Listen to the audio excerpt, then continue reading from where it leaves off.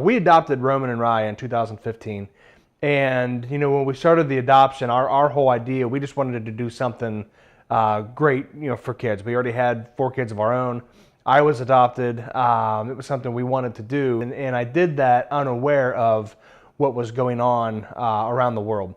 And, you go through with these adoptions, you go through the home study curriculum, and you go through all of that process. You meet other families, you learn other stuff, you hear statistics and everything else. But I had not seen the burden of the orphan until we were overseas.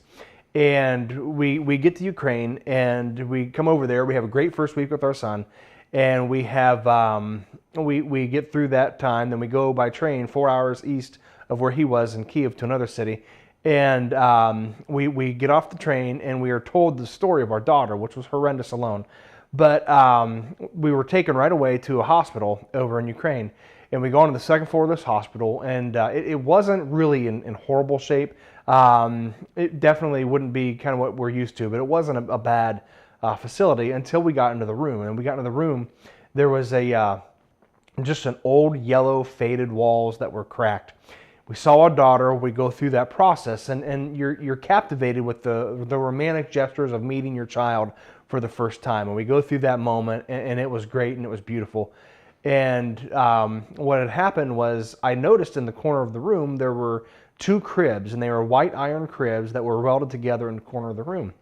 So after all the commotion of meeting Raya and going through all the early preliminary talks with the doctors and everybody, there was some downtime, and Shanna was playing a game with Raya, and I went over to the crib, and there was a child laying in the crib, and looked to be 7, 8, 9 years old, somewhere in that ballpark. And shaved head, gray attire, and I was looking inside, and it was awkward. I didn't know what to do. It was just one of those socially difficult moments. So I walked away, and as I was turning to walk away, this bony hand reaches up and grabs my hand. And I look down, and the child is smiling, drooling a little bit, but smiling.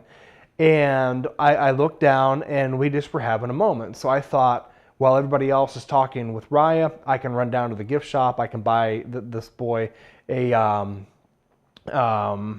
little toy or something to cuddle because he didn't have anything in the crib. So I asked, and I said, can I go downstairs? Is that okay if I buy this boy a stuffed animal? And our facilitator comes up to me, and she grabs me to the side of the room, and she's mortified. And she says, I don't know how to tell you this, but that's not a boy. That's actually a girl. And we shave her head because it helps us to take care of her hygiene. Well, I was mortified for the situation, but it was just horrific to see that there. And I asked for the name, and they didn't have a name. So the next day, we returned to the hospital to see Raya again. I brought a stuffed animal with me, and I go up there, and the girl's gone. And empty bed, sheets were still there from yesterday because they're the same pattern. I can't tell you how much that story haunted me. And so we go through everything with Raya. We eventually move out of the hospital. We're over in her orphanage now, and we're doing visitations. And in her orphanage, there were 2 buildings. And there was one building that had the children, and then there was another building that had children who had HIV and other blood conditions. And they just had these kids isolated. And it was just over to the other part of the facility where we don't want any interaction with these kids. When we were out one day, we had to go into that building because they had Raya housed in that place. And because she had a blood condition. It wasn't HIV, but it was Hep C. And I go in there, and the people wouldn't let us in. And it wasn't because of the conditions, but they just didn't want interaction with these kids. And I got to peek around the corner, and these children were just sitting there doing nothing, just in chairs. And this is their life. This is the life they live. They sit still, and they eat and do whatever. Well, we came back, and I just really was haunted by the reality of we got to adopt these 2 children, but I saw what was happening to the children who were left behind. And it just really was a daunting, eye-opening experience to think I had made it all the way through an adoption process and had just now been confronted with what is a much bigger problem, and that is the Global Orphan Crisis. So I'm a pastor, and we have been in Ukraine for 41 days. It was winding down to the end of the year, so that time had come with our leadership team to visioneer and plan out our upcoming year. So I'm in this meeting. It's the week after we come back from Ukraine, And, Shannon knows I'm in a meeting, and my phone starts lighting up, and it's all these calls from her. And the first couple of calls, I thought maybe it was just one of the children was playing with the phone, so I didn't answer it. But by call number 3, I thought maybe something was going on. So I picked up the phone, and all I can hear is screaming in the background. I can hear her crying on the phone. And I just thought it was the strangest thing, and I'm asking what was going on. So she hangs up on me, and she FaceTimes me. And when she FaceTimes me, it was the little boy, he was 3.5, who we had adopted. He was trying to bite her, kick her, punch her. It was crazy, and she was holding him back. And then finally, he throws himself on the floor, starts banging his head on the floor, screaming at the top of his lungs. And she is sitting there saying, "I don't know what to do." Well, I'm sitting here in the meeting thinking, I don't know what to do either. So we hang up, and I told everybody I might have to leave. No sooner say that, she FaceTimes me again. He had taken books off of our bookshelf and was throwing them at her head. It was crazy. So I leave the meeting, and I as fast as I can humanly drive legally back to my house, and I walk inside, and by this point he's calm. Split second, I walk inside, "Daddy," and he runs. He just comes right up to me, like he like it was as if he had not thrown a temper tantrum. And I'm sitting here thinking, this isn't normal, like this isn't right. So that's episode 1. For the next month, solid month, he just has episodes of this where he is terrorizing Shanna. With me, he's fine. He's still, to this date, has always been fine with me. But with her, it was just like, we call it peacock syndrome. It was like, I have to show you intimidation for my own survival. So we get through that first month. That was from Thanksgiving. It's now Christmas. Christmas Day, the whole family's here, and it's the first Christmas with these children we've adopted. And we're all sitting here, and he starts opening up toys, and he was interested in the toys. But one of the things that we had observed about both children was it's almost like they didn't know how to play with toys. They didn't know how to exhibit an imagination. So he starts opening these boxes of clothing, and every outfit, he gets super excited. He strips down his underwear in front of everybody, puts on his new outfit, opens up another outfit, gets excited on repeat, because this is the first clothing he's had that's his own. My mom is in the background, and she makes a comment to me, and she says, "He reminds me of your grandfather." My grandfather never was adopted, but he grew up in an orphanage during the Great Depression era. So I had grown up with stories from Grandpa about life in the orphanage.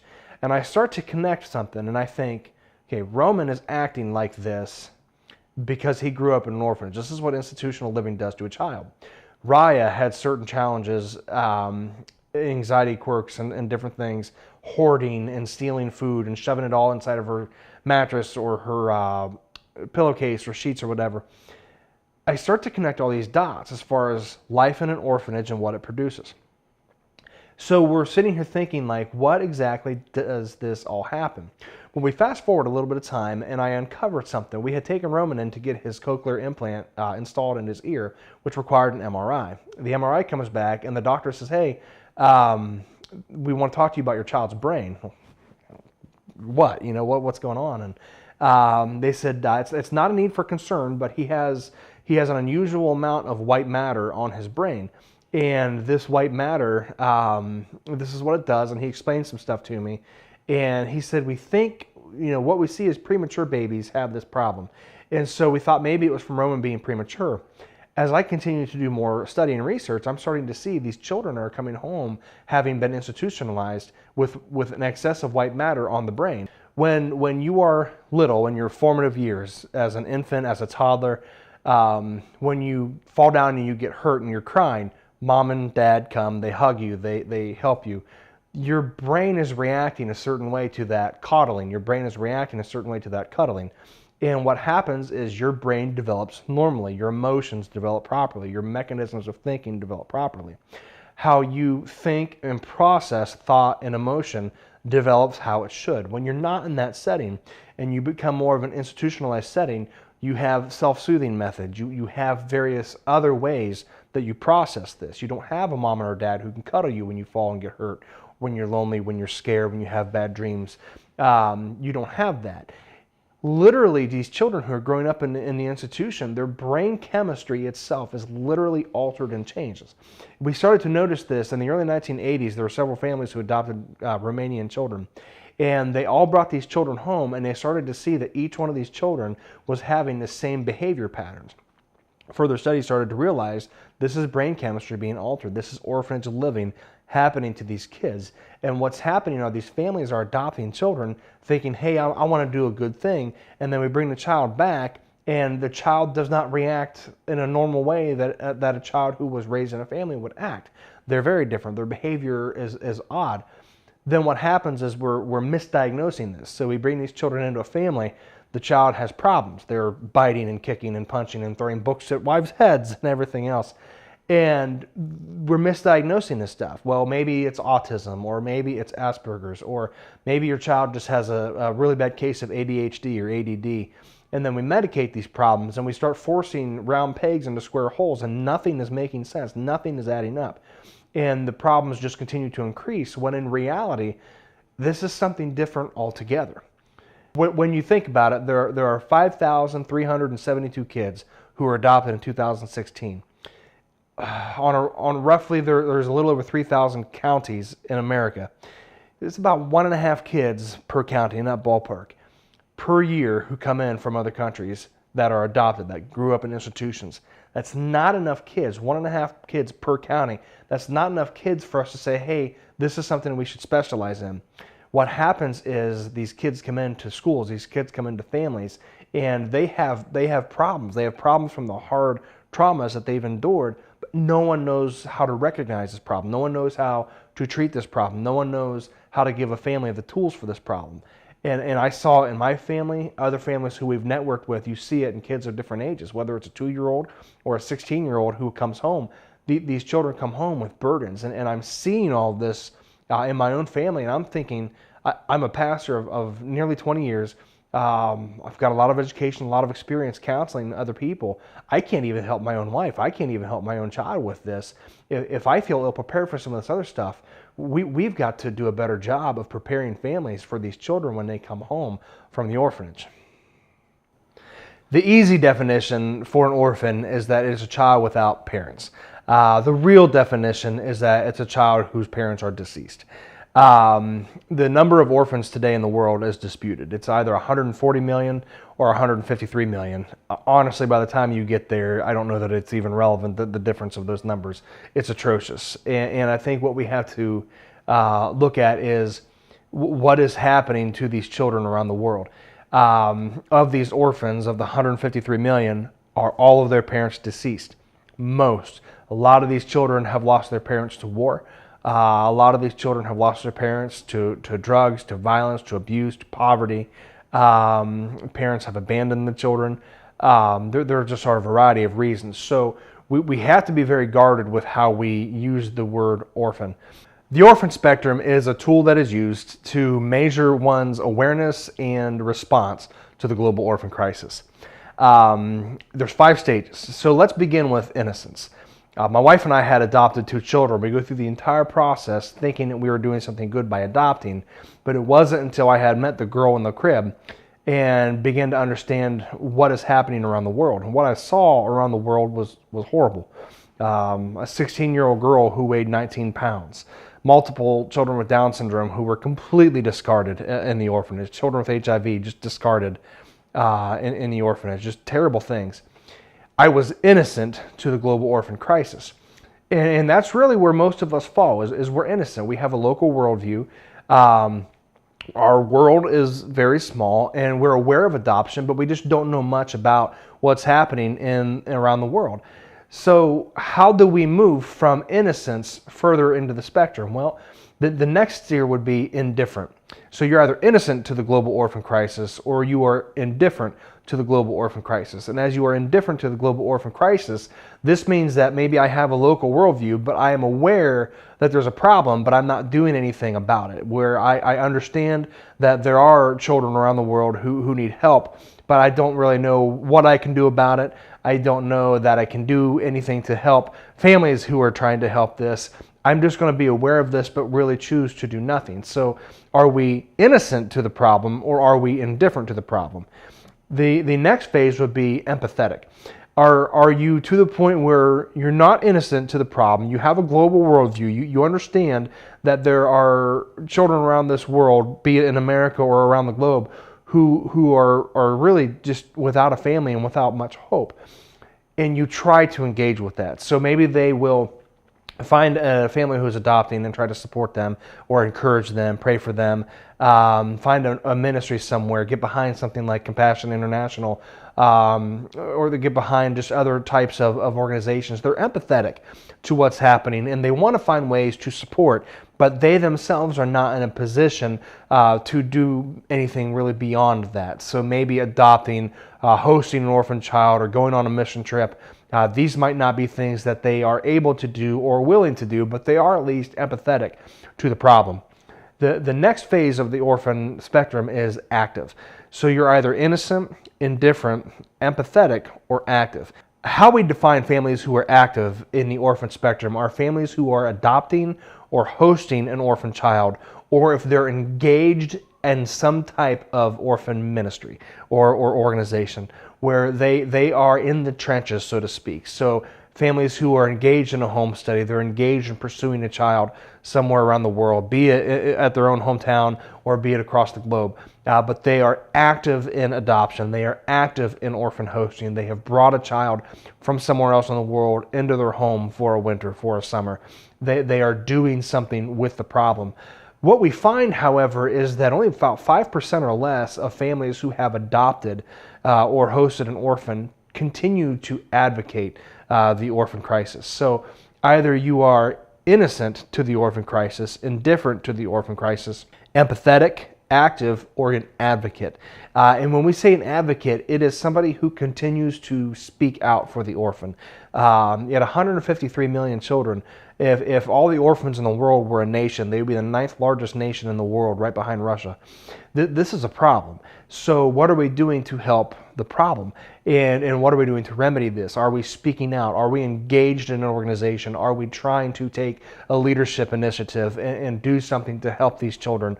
Are we speaking for the most marginalized people group in global history? And that is children who are vulnerable, who have no parents, who have no representation. They have no one to teach them life skills, and who are completely set up to fail. Are we advocating for these children? So the orphan spectrum asks the question, where do you fall in your awareness or your response to the orphan crisis? And how do we move from being innocent to becoming an advocate and helping these children around the globe?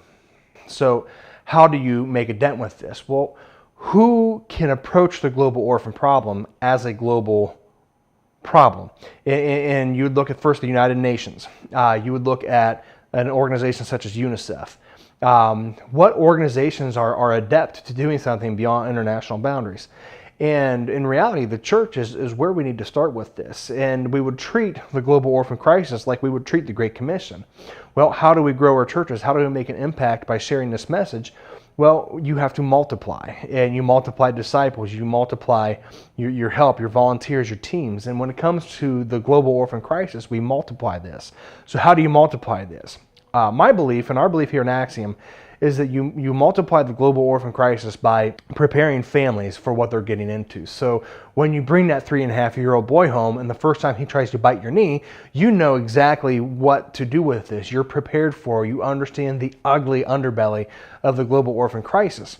So let's say you know the Jones family down the street who just adopted a little boy from Ukraine or from China or from Uganda. And they come home and this child acts up.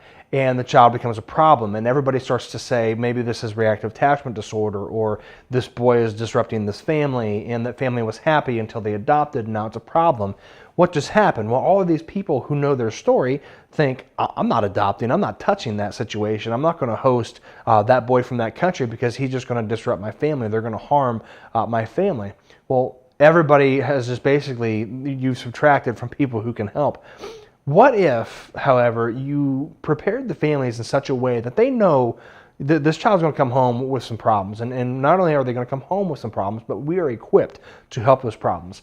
And now all of a sudden you bring this child home, they act out, we're prepared, his life becomes transformed. What does that chatter become? Now all of a sudden it's, did you hear what that Jones family did? Oh my goodness, they really changed that little boy's life. I'm really curious about how to get involved in this, and maybe it's how to host an orphan, maybe it's how to adopt a child and what that process looks like. you've just multiplied the situation, because your story, which was prepared and equipped, you now have become an equipper and a mentor to other people to let them go out and help. You can move the needle of the volume of children who we can adopt and who we can help that are orphans. We can multiply the problem by preparing families. We get into these adoption situations and we want to go after the kids and we want to help the kids, and that's great. But we can help the kids by preparing and equipping the families with the tools they need to be incredibly successful in all things orphan care. With this in mind, this is why we started Axiom Family Development. Axiom as a word means that in all things to be understood, axiom or an axiom is the one thing that you don't need to explain. It is the given in a mathematical equation. It is the idea that I know I'm breathing because of oxygen. I know gravity exists. I know the sky is blue. For us, axiom is that every child deserves hope. And we believe that if families are better prepared, families are going to make a monumental impact in the lives of these children around the globe. Our desire is to not be an orphan hosting organization. Our desire is not to be an adoption agency or anything to that effect. We want to equip families. We want to provide families and agencies and organizations with the tools that they need to be radically successful. We want to revolutionize the global orphan process by equipping just thousands of people to change generations of lives. And by preparing families to do that, we believe we can.